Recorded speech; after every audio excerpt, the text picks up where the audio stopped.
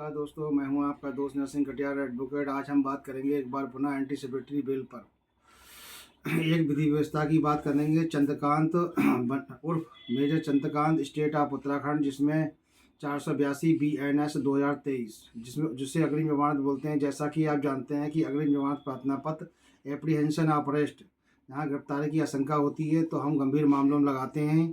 इसमें 7 साल की सज़ा ऊपर होती है। वर्तमान उन मामलों में लगाई जा रही है। वैसे तो 2 साल से ऊपर जमानती आ जाता है, लेकिन सत्ताधारी की जो विधि व्यवस्था सुप्रीम कोर्ट की आई, उसके बाद 7 साल के मामले में पुलिस गिरफ्तार नहीं करती है। 81 का नोटिस देती है, 41 का सॉरी, और उसके बाद थाने से ही कच्ची जमानत भर लेती है।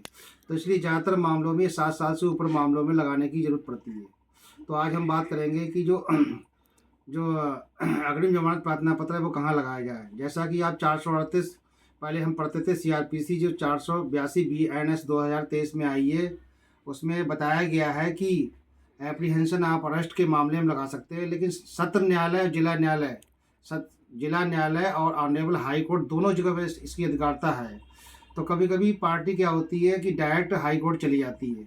तो हाई कोर्ट के मामले में ये मामला बताया है कि जब तक कोई विशेष मामला ना हो, असाधारण परिस्थिति ना हो, आप हाई कोर्ट में एंटीसिपेटरी बिल ना लगाएं। तो इस मामले में जो मेजर चंद्रकांत के मामले में यही बताया गया था कि जब पार्टी डायरेक्ट हाई कोर्ट गई तो हाई कोर्ट ने ये कहा कि पहले आप नीचे लगा के आइए। तो इसी आधार पर उन्होंने अपनी वापस कर लिया था प्रार्थना पत्र और उसे मौका दिया। उसके कई कारण बताए हैं कि यदि हम डायरेक्ट हाई कोर्ट में बेल लगाते हैं तो उसका समस्या ये आती है कि ज़्यादातर मामले हाई कोर्ट लेके जाएंगे तो वहाँ काम की अधिकता बढ़ेगी और नीचे लोअर कोर्ट खाली रहेगी।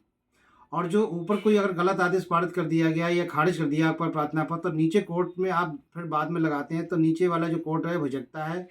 तो इसमें उत्तराखंड हाई कोर्ट ने यही कहा।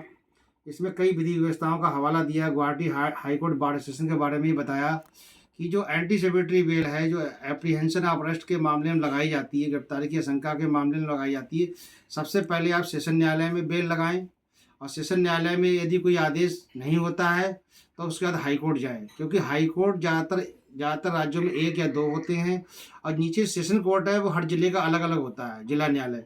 तो जिला न्यायालय में लगाते हैं। जैसे मान लिया उत्तर प्रदेश में 75 जिले हैं, तो 75 जिलों में जिला न्यायालय में आदमी बेल लगाएगा और सीधे हाई कोर्ट चला जाएगा। तो 75 जिलों का एक आदमी एकदम अगर हाई कोर्ट चला जाएगा तो वहाँ अधिकता बढ़ जाएगी। इन्हीं सब कारणों को देखते हुए उन्होंने जो कहा एप्रीहेंशन ऑफ अरेस्ट है, इस मामला ये जो मामला था 420, 467, 468, 471 का था।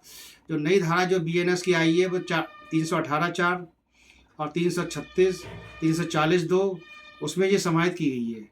तो दोस्तों, आज हमने जाना कि एंटीसिपेटरी बेल है, डायरेक्ट आप हाई कोर्ट में ना लगाएं, सीधे आप लोअर कोर्ट में सेशन न्यायालय में लगाएं, जिससे आपका पैसा बर्बाद ना हो। क्योंकि आप हाई कोर्ट चले जाते हैं तो फिर वहाँ से वो डायरेक्शन होता है या नोटिस होती है, तो आपके पैसे की ऊपर लगाने से खर्च बढ़ जाएगा और फिर आपको आना नहीं चाहिए। इसलिए नीचे से ही बेल लगा के चले कि अगर सेशन न्यायालय में आपको बेल मिल जाती है तो आपको ऊपर जाने की जरूरत नहीं पड़ेगी और बार बार पैसा आपको बर्बाद नहीं होगा। क्योंकि हाई कोर्ट गए, फिर लोअर कोर्ट आए, फिर नीचे खारिज हो गए, फिर ऊपर गए, तो आपको पैसा एक्स्ट्रा चला जाएगा। तो दोस्तों, आज हमने जाना कि एंटीसिपेटरी बेल कहाँ लगानी है। सबसे पहले सेशन न्यायालय में लगानी है, फिर हाई कोर्ट लगानी है। तो इन्हीं शब्दों के साथ मैं अपनी बारी को विराम देता हूँ।